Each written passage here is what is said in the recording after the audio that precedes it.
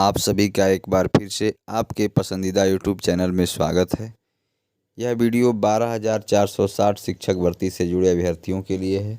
12,460 शिक्षक भर्ती को लेकर के अपडेट आ चुकी है। 12,460 शिक्षक भर्ती की सुनवाई की लंबे अरसे से इंतज़ार था, बहुत लंबी डेट लगी थी।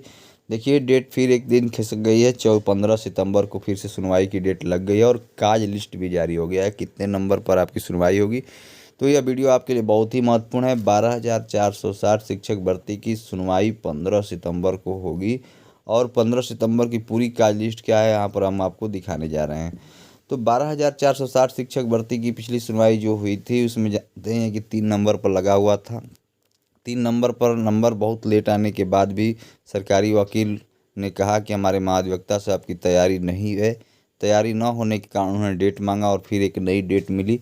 13 सितंबर उम्मीद थी, 13 से 14 सितंबर हुआ और 14 से 15 सितंबर को अब काज लिस्ट जारी हो गया है। तो अब ये टलेगा नहीं, 15 सितंबर को आपका काज लिस्ट में अपडेट आ चुकी है। थोड़ा 14 के बारे में देख लीजिए।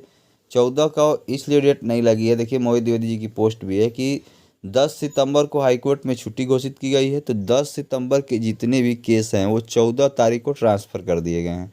तो उनको 14 तारीख में सब काज लिस्ट जारी कर दिया गया और जितने भी 14 तारीख के केस थे उसको 15 सितंबर को ट्रांसफ़र कर दिया गया है।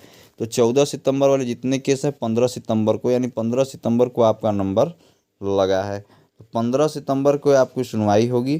तो 12,460 शिक्षक अभ्यर्थी इंतजार में है कि आखिर कब तक सुनवाई होगी। सुनवाई तो बार बार डेट तो आती है लेकिन सुनवाई नहीं हो पाती है। डेट तो बहुत सी आए लेकिन सुनवाई नहीं हुई। तो अब क्या इस बार उम्मीद कर सकते हैं कि 12,460 शिक्षक भर्ती की सुनवाई होगी और मामले का निस्तारण होगा। तो 15 सितंबर को पूरी के काज लिस्ट में देख लीजिए, कोर्ट नंबर 10 में ही 26 नंबर सीरियल देखिए यहाँ ऊपर दिखा रहा है। 26 नंबर सीरियल में मोहित कुमार द्विवेदी देख रहे हैं, बनाम राम जनक मौर्य, ये जिसमें सभी सरकारी अपील भी इसमें सब टैग है। 15 सितंबर को कोर्ट नंबर 10 में शून्य जनपद की अपील की सुनवाई होगी। इसमें दोनों भी मामलों का जल्द से जल्द निस्तारण हो, चाहे वो 51 जनपद के चयनित हों, शून्य जनपद के चयनित हों, अचयनित हों। कहने का तात्पर्य एक लाइन थी कि 12,460 शिक्षक भर्ती का कोई भी मामला निकले जिससे अभ्यर्थी इंतजार कर रहे हैं कि मामले का निस्तारण करके भर्ती प्रक्रिया शुरू हो सके। तो 26 नंबर पर लगा हुआ है। तो बहुत से लोगों के मन में अब यह हो गया कि 26 नंबर पर तय सुनवाई होगी या नहीं होगी।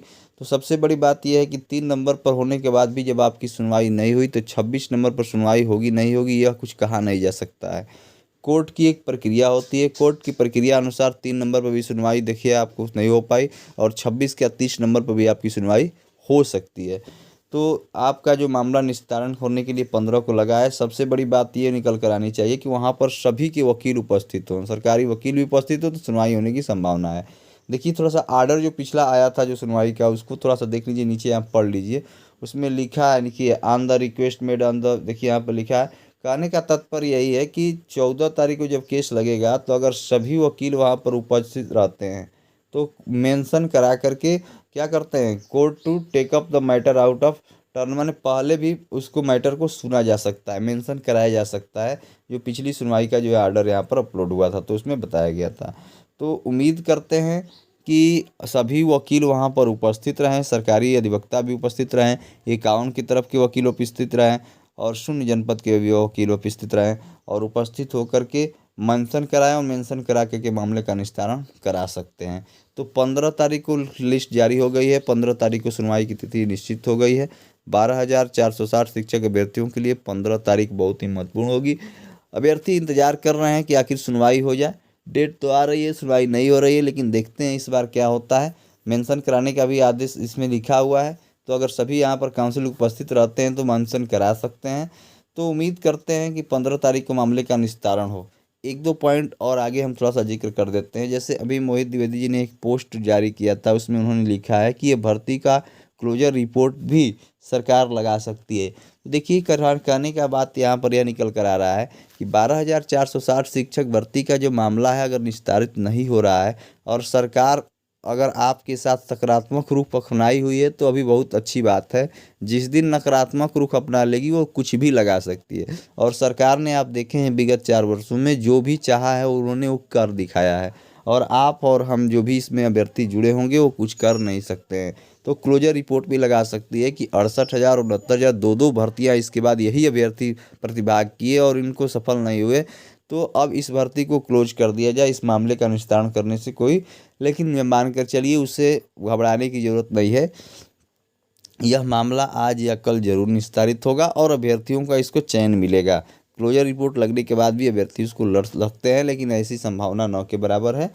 तो ये जो अपील थी, बहुत लोगों का प्रश्न था, उस प्रश्न का मैंने यहाँ पर हल निकालने की कोशिश किया कि उससे घबराने की ज़रूरत नहीं है। सबसे पहले ज़रूरी है इस मामले का निस्तारण कराना, जो सोनी जनपद और 51 जनपद की तरफ से मामला फंसा हुआ है कि किसका सबसे पहले चयन हो, तो ये लेकर के मामला को निस्तारण कराइए। देखिए यहाँ पर लिखे हैं सत्यप्रकाश मधुकर जी की भी पोस्ट आई है ये मामले का निस्तारण को लेकर के कि धरना 13 को ही होगा। तो धरना वाले लोग भी लगे रहें, धरना 13 को ही होगा, क्योंकि सरकारी अधिवक्ता के यहाँ पर रोल बहुत ही महत्वपूर्ण है। अगर सरकारी अधिवक्ता वहाँ पर जाते हैं तो जल्द मामला निस्तारण हो सकता है। तो धरना 13 को ही होगा, आप सभी लोगों को आना है। 15 को सुनवाई भी होगी, आप लोग परेशान न हो। अगर सरकारी अधिवक्ता वहाँ जाते हैं तो निश्चित यह है कि आपकी सुनवाई की प्रबल संभावना बढ़ जाएगी।